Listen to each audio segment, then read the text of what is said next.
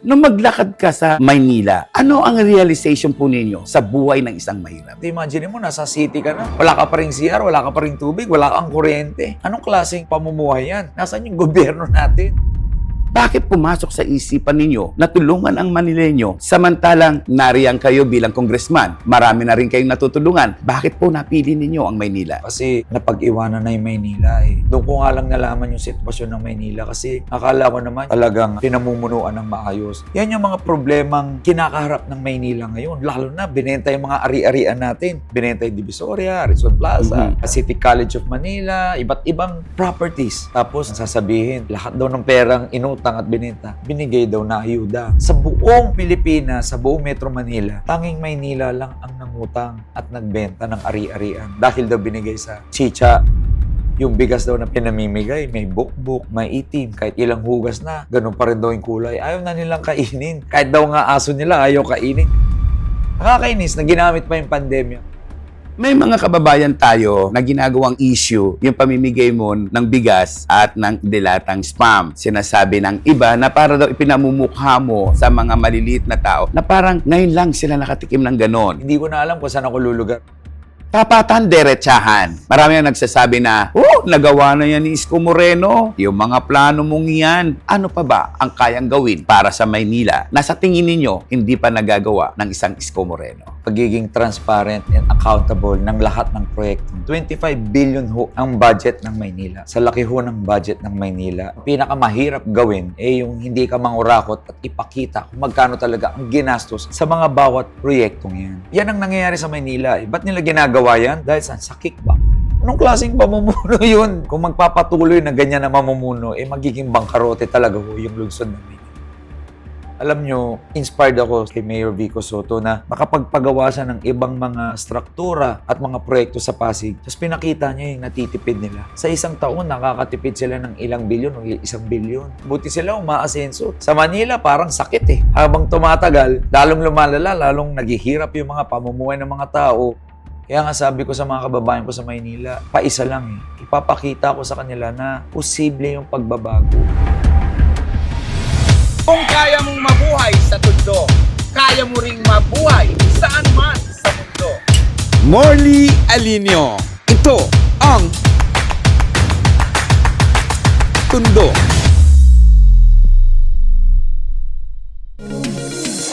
Yes! Magandang umaga, tanghali, hapon, madaling araw, kung anong oras dumarating sa inyo. Ang vlog kong ito, muli, isang realidad, isang katotohanan, pagsasabi ng tapat. Ang ating ngayong pakikipagkwentuhan sa isang taong kontrobersyal, pinag-uusapan, pero mahal ng bayan. Of course, walang iba kung hindi si Sam Versosa.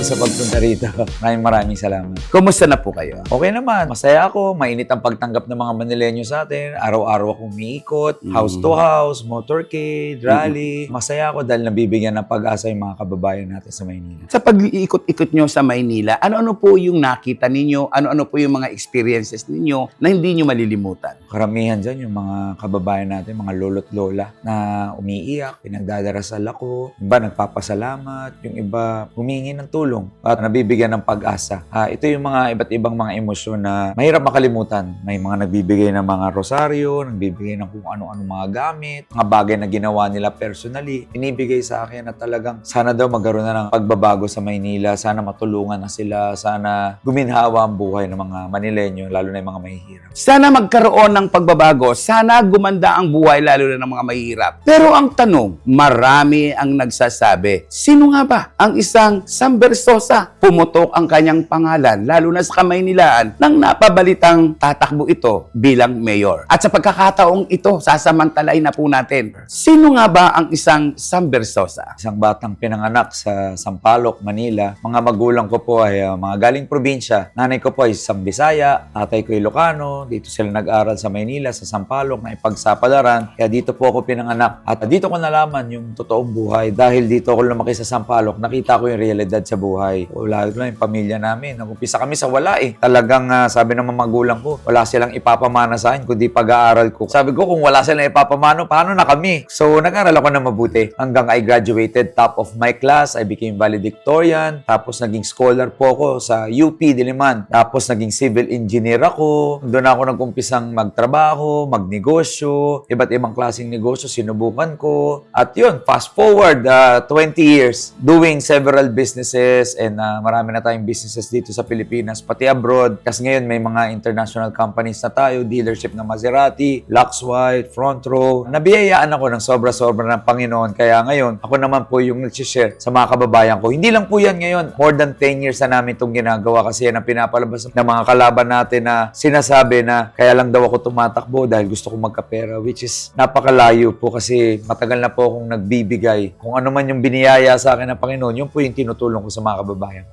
Kung ano man ang kanyang tinutulong sa bayan, iyon ang kanyang ibinibigay. Pero unang nasilayan, unang nakita sa telebisyon ang husay at talino ng isang Sam Bersosa sa Quiz B. Tama po ba ako? Yes, ang first TV appearance ko was yung Battle of the Brains. Yan yung show nung 90s. Patalinuhan yan, laban yan ng mga pinakamagagaling at pinakamatatalino estudyante sa buong Pilipinas. Pinadala ko ng eskwelahan namin, kasama ko yung partner ko. At yun, naipagtagisa kami ng talino sa iba't ibang mga schools sa buong Pilipinas. At yun, nanalo po kami doon 3 beses. Pagkatapos ng competition na ito, ano ang sumunod na nangyari sa buhay mo, Sam? Ay, nag-aral na po ako sa UP Diliman. Doon na rin ako nagsikap kasi mahirap din sa UP.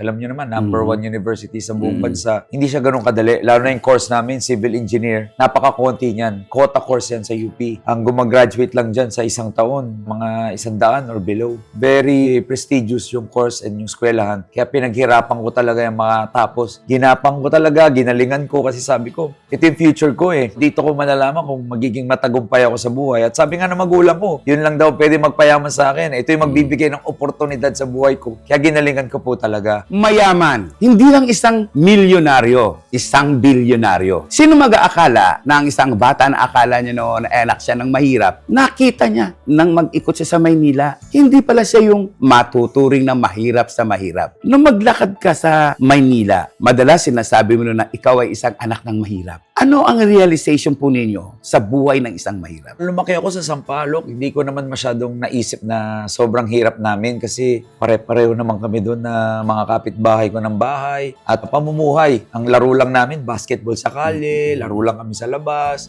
Parang pare-pareho lang kami. Wala pang social media noon eh. Wala akong point of comparison. Kumbaga, masaya na ako doon sa kinalalagyan ko sa Sampaloc. Pag dumadayo ko ng ibang lugar, pare-pareho naman din kami. Kaya sabi ko, baka ito yung tunay na pamumuhay. Late na sa buhay ko, nalaman ko na marami palang sobrang yaman. At doon namin na-realize na medyo mahirap pala talaga kami. But ngayon, iba na yung konsepto ko na mahirap kasi dami ko nang naikot na lugar sa buong Pilipinas. May mga bahay na, actually hindi nga bahay, mga shanty lang, ilalim ng tulay, sa mga creek, walang CR, walang malinis ang tubig, walang kuryente. Imagine mo, nasa city ka na. Wala ka pa ring CR, wala ka pa ring tubig, wala kang kuryente. Anong klaseng pamumuhay yan? Nasaan yung gobyerno natin? Nasaan yung taxpayers money na dapat ginagamit para ma-improve yung pamumuhay na mahihirap? Kasi sa Maynila, pag umikot ako dun sa mga sobrang depressed na area, talagang awang-awa ko. Manila ang capital ng Philippines, pero Manila isa sa pinakamahirap na sa Metro Manila.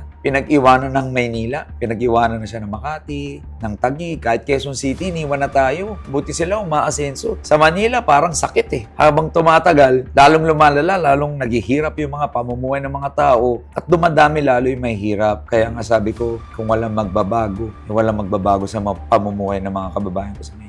Bilang isang businessman, bilang isang napakadaming trabaho, hanap buhay, at nakakariwasa sa buhay. Tanong ko lang sa'yo, bilang tao, ano ang nararamdaman mo kapag may lumalapit sa'yong umiiyak, humihingi ng panggamot, humihingi ng pagkain, humihingi ng awa? Una po, nakakadurog ng puso. Lalo na pag medyo mga lolang matatanda, walang trabaho, walang-wala. Imagine mo, pati pamasahe, pangkain, hinihingi. Paano pa yung mga gamot? Kung yung mga basic na pagkain, hindi mo kayang bilhin, paano mabibili yung mga maintenance mo? Yung iba pang mga kababayan natin may mga sakit. Paano yung mga gamot nila? Kaya karamihan talaga, lumalala yung kondisyon. Yung iba, namamatay na lang. Kaya nga sabi ko, kung walang tumutulong sa kanila, ako na lang. Sa dami mo ng biyaya sa akin ng Panginoon, sabi ko, para saan lahat ng ito? Kaya sabi ko, itulong ko at i-share ko to sa mga kababayan ko. Lalo na, naalala ko yung unang panahon na nakapagbigay ako ng tulong mismo sa kababayan ko. Hindi ko makalimutan yun kasi yung saya at ngiti na nabigay ko sa mga mukha nila, iba hindi ko ma-explain. Yung saya nila, i-times 3 mo, yun naman yung sayang naramdaman ko. Sabi ko, hindi ko makakalimutan yung gusto ko tong ginagawa ko. Dito ako masaya. Sobra-sobra na yung binigay sa akin. Na-experience ko na lahat ng sarap sa buhay. Nabili ko na iba't ibang mga gamit sa mundo. Mga pinapangarap ng normal na tao. Sobra-sobrang binigay sa akin. One point in my life, sabi ko, Lord, ano ba talagang purpose mo para sa akin? Bakit mo binigay lahat to? Para lang ba sa akin to? Or para i-share sa mga kababayan ko? At doon niya ako sinagot. Doon niya pinaramdam. Ang Panginoon, di naman diretso sumagot sa iyan Binibigyan kanya ng mga sitwasyon sa buhay para malaman mo kung ano yung sagot niya. At doon ko nalaman na para talaga ako dito ako dinala ng tadhana, kaya siguro ako binayaan ng sobra-sobra. Ginagawa akong instrumento para makatulong sa mga kababayan. Ang sabi, si Sam Bersosa ay mahirap, nagsikap, nagnegosyo, yumaman. Tanong, derechahan, prangkahan tayo. Saan nanggagaling ang yaman mo? Sa lahat po ng naipundar ko sa mga negosyo ko po for the past 20 years. Sabi ko nga, we've been doing business for the past 20 years. Yung front row po, 15 years na. Yung Lux White, 15 years na yan. It's being sold all over the world. As I've said, we have branches all over the country, all over the world. Now, we have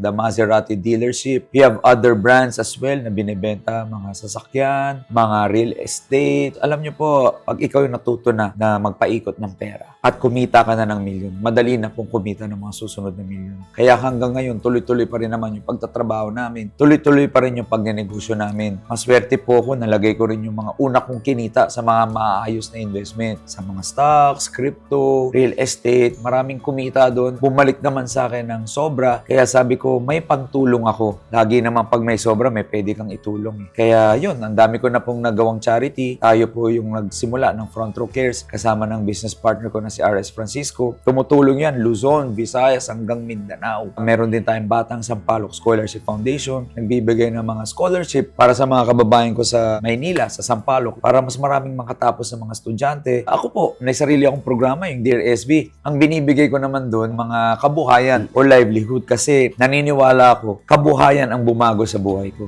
Yun ang ginagamit ko hanggang ngayon para makatulong sa pamilya ko, sa sarili ko, pati ibang tao. Yun din ang gusto kong ibigay sa mga kababayan natin. Kabuhayan para matulungan nila yung mga sarili nila. Ngayon, nakapagbigay kami ng libo-libo na ho yung kabuhayan na bigay ko from yung mga sikat na mga food cards na pinamimigay ko, bigasan, pwesto sa palengke, at iba't ibang klase ng negosyo. Hindi pa kasama dyan yung milyon na trabahong nabigay natin sa front row, sa pagbebenta ng magagandang produkto. Yun po ang nagawa ko for the past 15 years. Ang buhay ko ay tumulong sa ibang tao, magbigay ng mga instrumento para matulungan din nila yung mga buhay nila. Hindi na yan kaila, may resibo yan. Nasa Facebook, YouTube, programa sa telebisyon, napapanood nila yan. Kaya natatawa na lang ako sa mga naninira, Morley. Sabi nila na ngayon lang daw ako sumulpot, ngayon lang daw tumutulong. Paano mo naman babalik ta rin yung may mga resibo? Hindi mo mapipeke yung mga bagay, kaya nga nandito ako kasi kailangan na talagang matapos yung mga ganyang klaseng kultura. Paninira, pananakot, korupsyon. Kaya hindi na matitigil ang kahirapan sa Maynila. Hanggang may mga korap na nakaupo, mga abusado, hanggang may mga vested interest o interest lang yung pera ng kaban ng bayan. Wala akong magbabago sa Maynila. Mas lalala at lalala lang yan. Gaya nung mga nangyari, nung mga nakaraang administrasyon, kung saan nabaon na tayo sa utang, binenta pa ari-arian natin. Kung magpapatuloy na ganyan na mamumuno, magiging bangkarote talaga yung lungsod ng Maynila.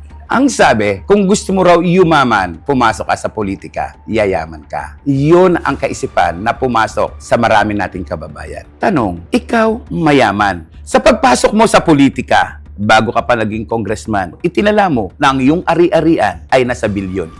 Ito ba ay katotohanan? Alam niyo po, bago ka pumasok ng politika, importanteng ideklara mo lahat ng ari-arian mo, pati mga pera mo sa bangko, kung saan-saan pa. Dineclare po natin para malinis ang record mo. Gusto ko, bago ko pumasok ng politika, transparent po lahat. At nandun po yan sa record natin sa Kongreso para alam ng tao na bago pa ako pumasok ng politika, ay pinaghirapan ko po lahat ng meron ako. Proud ako na lahat ng meron ako ay tinrabaho ko for 20 years. Dugot pawis choice ko yan, Morley. Ang nakikita na lang kasi ng mga kababayan natin, itong mga magagarang bahay, magagarang sasakyan, magagandang mga gamit, pero hindi nila nakita yung hirap ko nung first 10, 12 years ng buhay ko nung pagnenegosyo ko. Yun yung hindi nakita kung saan talagang pinagpaguran ko. Minsan, pagpupunta ako ng mga probinsya, natutulog ako sa mga karton para lang makatipid kasi bumabiyahe ako sa iba't ibang lugar sa Pilipinas para magbenta at gumawa ng pera. Para makatipid, nakikitulog ako sa opisina. Naliligo ako sa gripo. Kung ano yung hugasan, doon ako naliligo.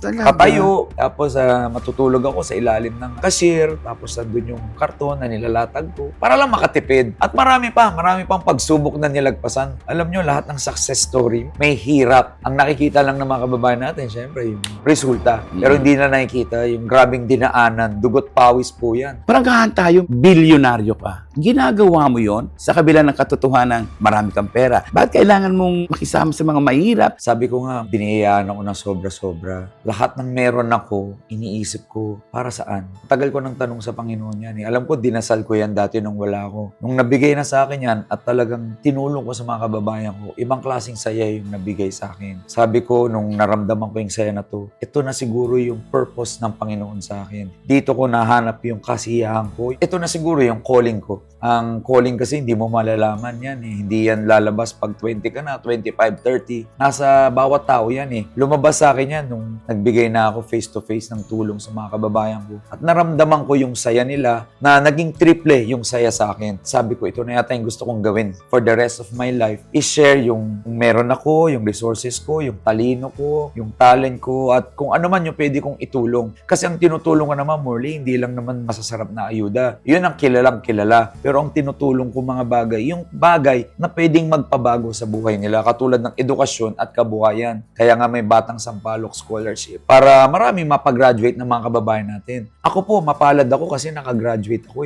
Nagkaroon ako ng maraming oportunidad sa buhay. Maayos na trabaho at sa case ko, nagkaroon ako ng negosyo. Yun din ang gusto kong gawin sa mga kababayan ko sa Maynila. Yung mga kabataan namin makapagtapos. Kasi yun lang ang way para matulungan nyo yung pamilya nyo. Maraming naghihirap pa rin kasi hindi makatapos. Hindi nila matapos yung cycle ng hirap. Hindi na nga nakapagtapos, wala pang maayos na kabuhayan yung mga magulang. So talagang pahirap ng pahirap. Kaya nga para sa akin, ang tunay na problema sa Maynila, yung kahirapan, yan ang root cause ng lahat So paano mo mababawasan ang mahihirap sa Maynila? Bigyan mo sila, i-equip mo sila ng mga bagay na pwede makatulong sa buhay nila. Educate their children and bigyan ng trabaho at livelihood yung mga magulang. In that way, pwede mo na silang tulungan yung mga sarili nila. Gaya ng ginagawa ko po sa Maynila. Ito ho yung mga bagay na bumago sa buhay ko at nagpataas ang estado ng buhay ko. Yun din po ang gagawin ko sa bawat Manileño. Ang totoo po nito, habang nagsasalita si Sam Bersosa, hindi ko alam kung ano itatanong ko. Alam niyo po ba kung bakit? Kasi ngayon lang po ako nakaharap ng isang taong bilyonaryo. First time ko po ito. Alam niyo naman po, taga Parola, Tondo, Maynila ako. Kami po yung mga nasa squatter. Kami po yung makikita mong salamin ng katotohanan ng buhay. Tanong ko lang sa inyo, napakayaman ninyo, napakadami ng bahay nyo, ang gagara ng mga sasakyan ninyo. Nagkaroon ka ng mataas na degree, marami kang pera. Nasa iyo na ang lahat, katukin ko ang puso mo. Kakatok ang isang mahirap na tulad ko sa puso ng isang milyonaryo. Bakit niyo po ito ginagawa sa amin? Ang tulungan kami. Sobrang naawa ko Alam mo, hindi ko matiis yung mga kababayan ko. Hindi naman talaga to yung pinangarap ko. Hindi ko naman gusto maging mayor. Hindi ko naman gustong saluhin lahat ng problema ng Maynila. Pero sa buhay natin, kahit hindi mo plano, doon ka dinadala ng tadhana. Sabi ko nga, dito ako papunta Habang papunta ako doon sa tinatahak kong landas, nandito sa gilid ko yung mga taong nangangailangan, naghihirap, yung iba inaabuso, kinakawawa. Hindi ka naman pwedeng magbulag-bulagan sa ganon. Hindi mo pwedeng isara yung pintuan mo doon sa mga nasa baba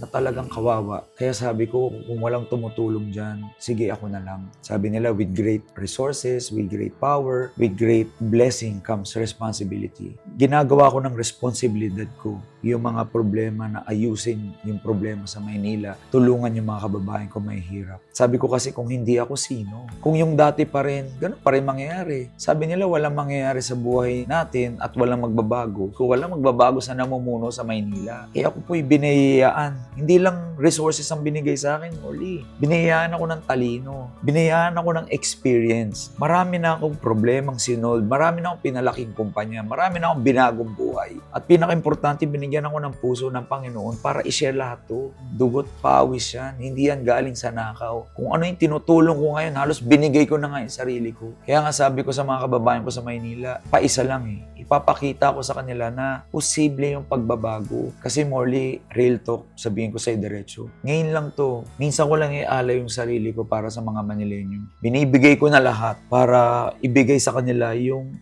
choice. Kung pipiliin nila ako o gusto pa rin nila nung dati, nasa sa kanila na. Pero sinasabi ko, ngayon ko lang iaalay ko yung sarili ko sa kanila para naman patunayan sa kanila na pwedeng magbago ang mga buhay nila. At nandun talaga ako. Patutunayan ko na lahat ng sinasabi ko at ginagawa ko ngayon, mas palalawigin ko pa at gagawin ko talaga sa mga kababayan ko sa Maynila. Hindi matamis ang dila, walang mga pangakong malala. Gagawin ang lahat para makatulong sa kapwa. Ang mahirap noon, mayaman na ngayon, tutulong sa mga mahihirap na Manileño. Bakit pumasok sa isipan ninyo na tulungan ang Manileño samantalang nariyan kayo bilang congressman? Marami na rin kayong natutulungan, marami kayong napupuntahan. Bakit po napili ninyo ang Maynila? Alam niyo po, tinutulungan ko naman Luzon, Visayas, Mindanao. Yung programa namin na Tutok to Win nung panahon ng pandemya, walang pinipiling lugar. Alam mo naman ang pagtulong, wala namang pinipili eh. So ang natutulungan namin, Luzon, Visayas, hanggang Mindanao, hanggang Sultan Kudarat, hanggang Bataan, hanggang Batanes. Talagang wala kami pinipili. Maabot pa nga kami sa mga OFW. May mga OFW na kami napauwi at natulungan. May mga natawagan din kami sa Tutok to Win. Yung front row cares, buong Pilipinas yan. Kaya sabi ng mga kababayan ko sa Maynila, kung natutulungan ko daw doon sa malalayo, tulungan ko rin sila sa Maynila kasi napag-iwanan na yung Maynila eh. Doon ko nga lang nalaman yung sitwasyon ng Maynila kasi akala ko naman yung Maynila was being managed. Talagang pinamumunuan ng maayos. Pero nung mga huling taon, nalaman ko na lugmok na tayo sa utang. Tapos nalaman ko pa na nabaon tayo sobra-sobra sa kahirapan, lalo na nung binenta yung mga pag-aari natin. Sabi ko, anong nangyayari dito? Akala ko naman maayos yung pamumuno. Bakit tayo napag-iwanan? Bakit lalong umirap yung buhay na mahihirap? Kailangan na talaga yata ng pagbabago. Wala na eh. Wala nang ibang tutulong eh. Sabi ko, taga doon ako lumaki. Batang Sampaloc ako, anak ako ng Maynila. Responsibilidad ko na may gawin. Binigyan ako ng talino, ng experience. Halos binigay na nga. Sabi mo nga, binigay na sa akin lahat. Saan ko gagamitin to? At alam mo, bago pa to, pangarap ko naman talaga bumago ng isang komunidad. May proyekto ko yung Sustainable Village. Ito yung pangarap kong gumawa ng isang village. Nandun na lahat. Nandun yung kabuhayan, nandun yung edukasyon, healthcare, hospital, na sustainable, self-sustaining. Na yung mga nagtatrabaho dun sa isang komunidad, dun din nag-aaral, tapos yung kita ng negosyo, ipinaghahatian ng buong komunidad. Pangarap lang yan dati, Morley. Ngayon, may oportunidad na akong gawin yan sa Maynila. Hindi ko alam kung yun ba yung sagot sa akin ng Panginoon na sabi ko, lahat ng naipundar ko, lahat ng meron ako, gagawa ko ng isang komunidad na ganyan. Lagi ko yung sinasabi sa mga interviews ko. Lagi ko sinasabi yan na lahat ng meron ako, idodonate ko at gagawa ko ng isang village na ganyan. Sinimulan ko yan nung nandun kayo, nung dinonate ko yung 10 kotse for charity, 200 plus million. Sinimulan ko na yan. Hindi ko alam na dito pala ako dadali ng tadhana at ng Panginoon sa Maynila. Kasi hanap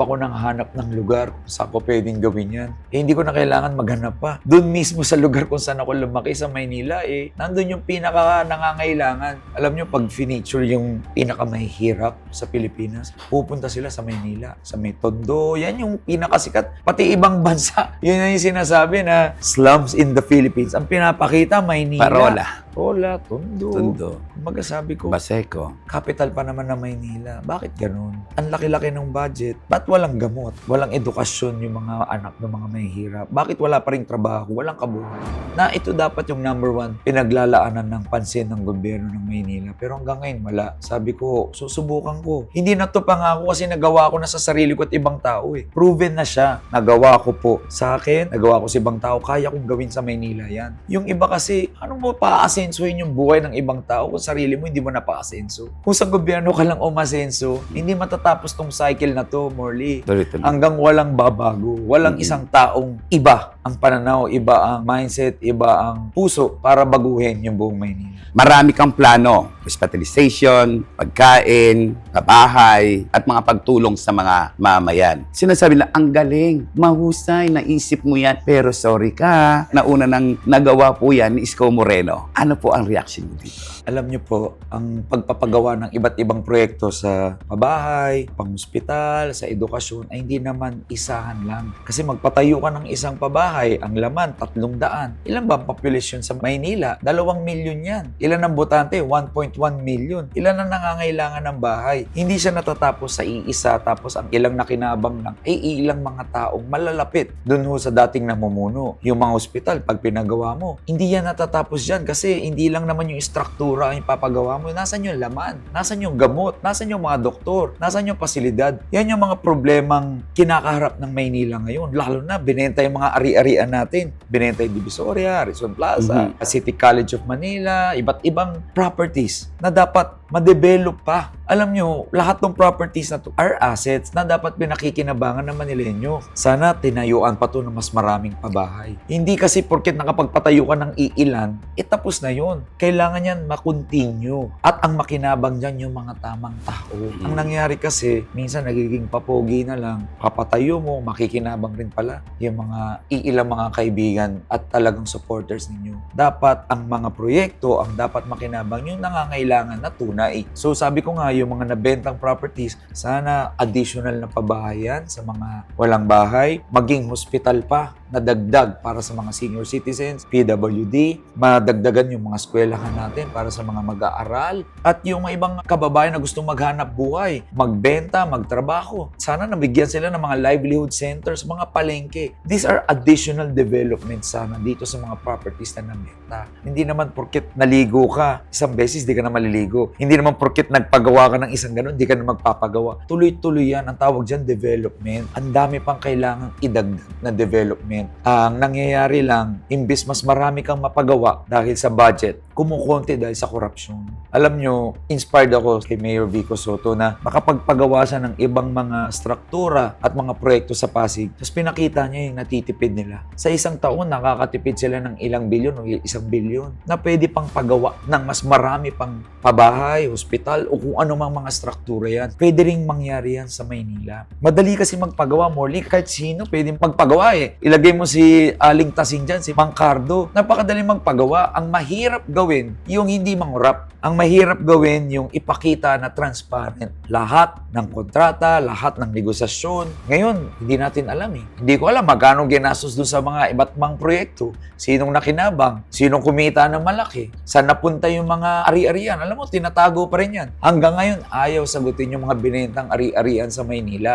Na kailangan alam ng mga Manileño kasi ang iniisip ng Manileño, ngayon kung binenta yung Divisoria, ano daw pakialam ko? Kaya lagi ko silang in-educate. Itong mga assets na to, dapat napakinabangan nyo. Tapatan, derechahan. Marami ang nagsasabi na, nagawa na yan ni Isko Moreno. Yung mga plano mong yan. Tanong ko, ano pa ba ang kayang gawin ng isang Sam Bersosa para sa Maynila na sa tingin ninyo hindi pa nagagawa ng isang Isko Moreno? Pinaka-pwede ko pong ipagmalaki na kaya kong gawin. Pagiging transparent and accountable ng lahat ng proyektong yan. Kaya nga nang sinabi ko, kahit sino naman kaya magpagawa ng struktura. Sa laki ho ng budget ng Maynila, napakadaling magpatayo ng kahit ano. Pero ang pinakamahirap gawin ay yung hindi ka mangurakot at ipakita kung magkano talaga ang ginastos sa mga bawat proyektong yan. Yun ang pinaka-problema ng Maynila eh. Sobra-sobra yung proyekto. Yung kumari ngayong 25 billion ho ang budget ng Maynila. Ilang school buildings ang pwede kong patayo dyan. Ilang pabahay, health center, napakadaming pwede mong gawin na kung ako ang nandyan at namumuno, mas marami tayong mapapagawa. Hindi lang iilan-ilan kasi ang daling magpapogi ngayon. Pagawa ka lang ng eskwelahan ng mataas na building. Pagyabang mo, lagyan mo ng aircon. Bilib na yung mga tao eh. Pero ang ginastos, hindi mo alam, pwede ng 2 o 3 buildings ang napagawa. Yun ang hindi nakikita ng mga tao. Pwede ka magpagawa ng isang hospital, mag-renovate. Pero hindi nakita ng tao kung magkano ba yung ginastos? Ilang billion ba yan? Morley, ito sabihin ko sa iyo. Ang lingwahe ng mga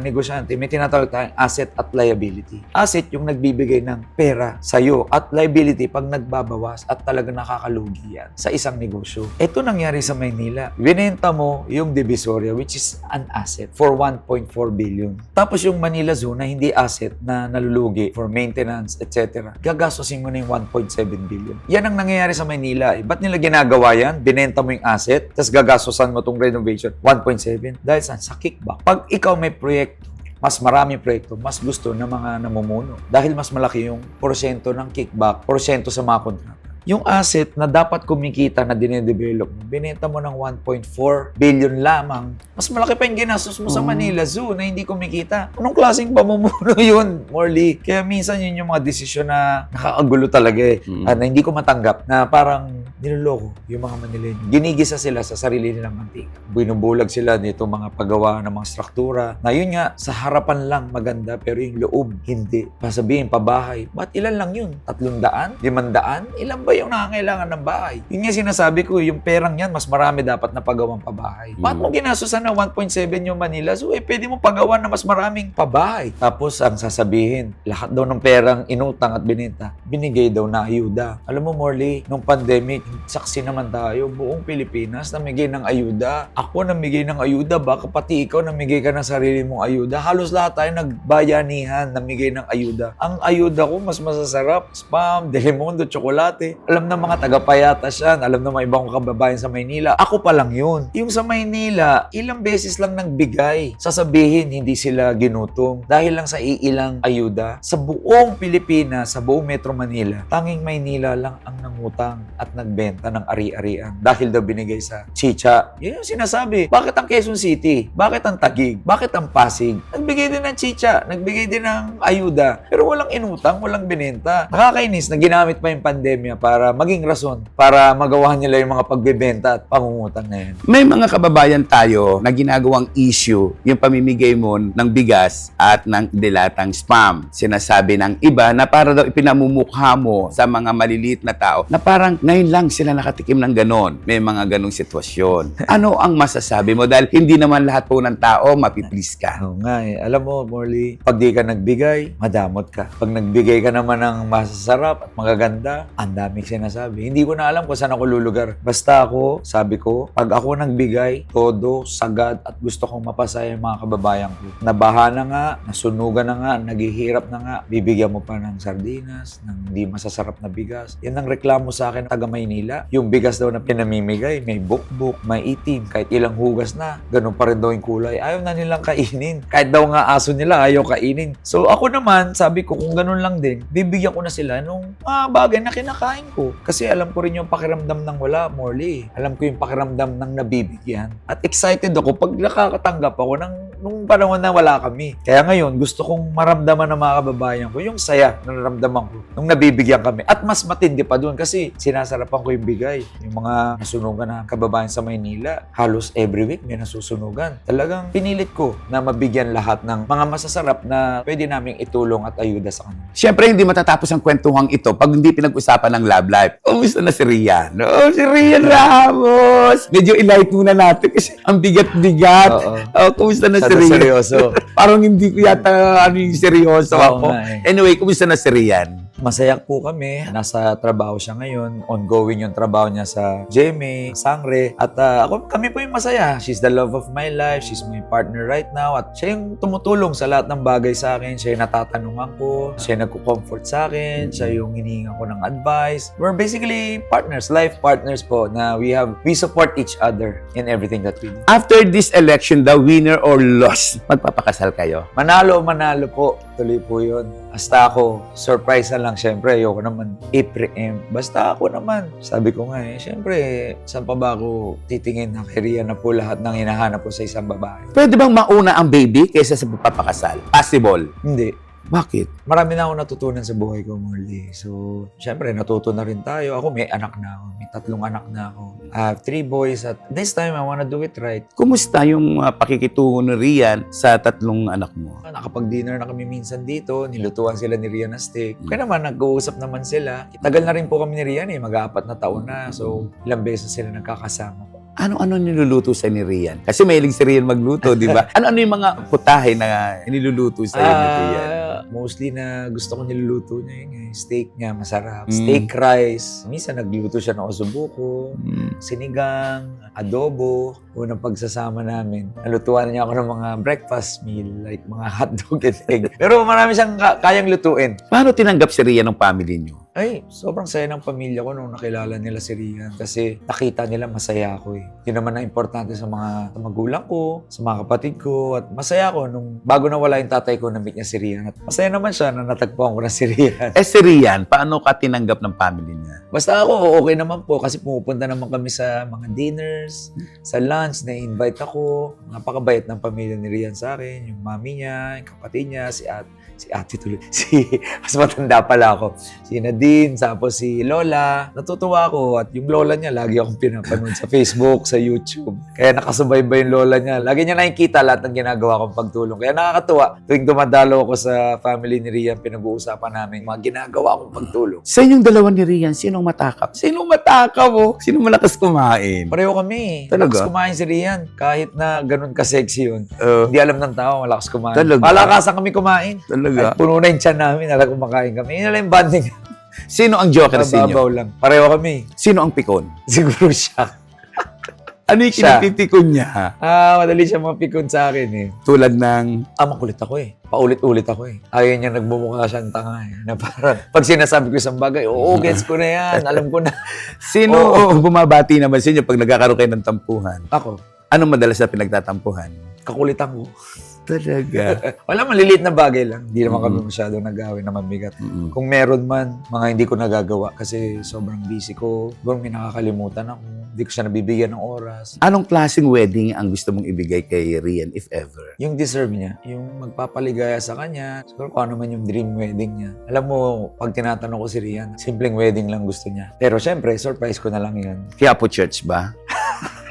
Actually, pinagbibiruan namin yan dahil nga deboto ko na Nazareno. Lagi ko sinasabi sa kanya, Bu, okay lang ba kung sa Quiapo tayo kasal? Sabi ko, maganda naman yung Plaza Miranda eh. I-decorate natin yun. Tapos maganda, mahaba yung aisle ng Quiapo. Tsaka nando si mahal na poong Nazareno. Okay naman sa kanya, walang problema. May mga bagay na kung minsan tinatapon. At yung natatapon ay isang bagay na mahalaga sa atin. Lilinawin ko, ikaw, nakapanghihinayang kung ang isang Sam Bersosa na tumatakbo ngayong mayor ay hindi mapapakinggan, pipiring nila ang mata nila at magbubulag-bulagan. Ano ang gusto mong sabihin sa marami nating kababayan? Ako po, gusto ko lang sabihin sa mga kababayan ko Manileño. Andito po ako, inaalay ko yung sarili ko. Halos binigay ko, halos lahat, Morley. Yung pinaghirapan ko for 20 years, tinulong ko, dugot pawis ko, sarili ko, talino ko, puso ko. Halos binigay ko na po sa mga Manileño at ibibigay ko po para sa inyo. Nasa sa inyo na po kung ano yung maging desisyon ninyo. Sabi ko, Morley, minsan ko lang to gagawin sa buhay ko. Siguro isang beses lang. Ito na ho talaga siguro yung pagkakataon para baguhin ko yung Maynila, tulungan ko yung mga kababayan ko, magdala ng tunay at desperadong pagbabago. Ibibigay ko ho lahat sa inyo. Pero in the end, kayo na pong bahala. At least napakita ko po yung tunay na sarili ko, intention ko, at sana naramdaman niyo po ako, narinig niyo yung mensahe ng pag-asa, at madala ko po yung pag-asa at pagbabago sa buong Manileño. Very well said. Maraming salamat, Mayor. Maraming salamat. Thank you so much. Punong-puno, siksik, liglig, isang katotohanan, realidad, pagtanaw sa kinabukasan. Maraming salamat po sa patuloy po ninyong pagtangkilik sa aking vlog po. Ako po si Morley Alinio na nagsasabing kapag nabuhay ka sa Tondo, Mabubuhay ka sa angmang panig ng mundo. yun na!